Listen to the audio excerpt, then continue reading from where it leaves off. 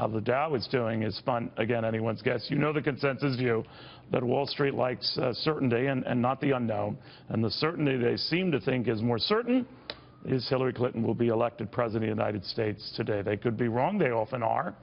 But Charlie Gasparino says that is what they are banking on. He's also been talking to both campaigns and what they're looking for today. And it's all about getting out the vote, right, Charlie? Yeah, and listen, if you talk to the Clinton people, they will tell you that they are ramping up their efforts in Florida to tap into Hispanic voters to possibly win that state. They believe they have Virginia locked down. They believe that they made despite some weakness, they came back and they actually won Michigan. They think they're going to win Michigan. They think Nevada, because of heavy Hispanic turnout, is going to go their way. Now, I spoke to some people in the Trump camp, and I will tell you this: every major poll has them down a little bit, right?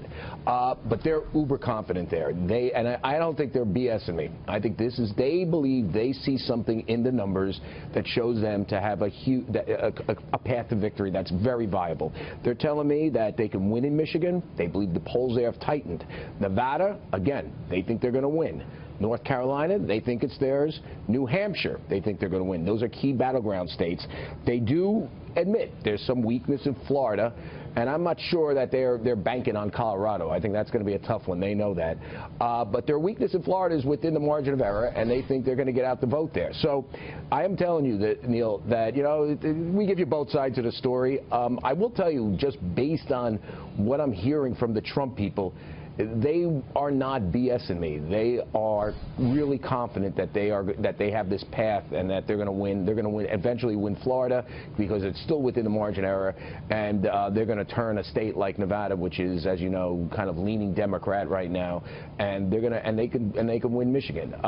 By the way, Charlie, while I have you, that we're getting, as we were speaking here, major banks. This is coming off Reuters, but now other sources are reporting it, telling their clients to expect volatile currency markets, no matter how the presidential election turns out tonight.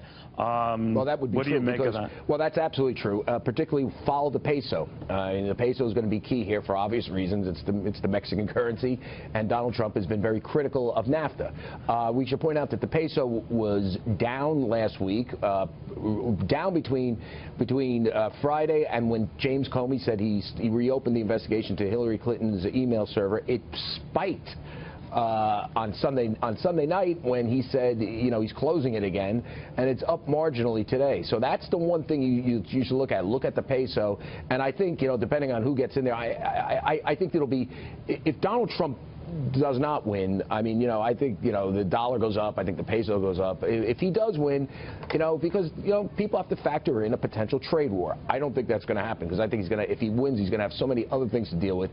And I really do believe that his economic policies are light years better than hers, just on papers, particularly if you're into free markets. That said, there'll be some initial turbulence. But I will say this, Neil, here's the best indicator in the world. At 9 o'clock, if a certain building on the west side of Manhattan near the Port Authority implodes, which houses the New York Times, and if that happens, you will know Donald Trump has won. That is my indicator.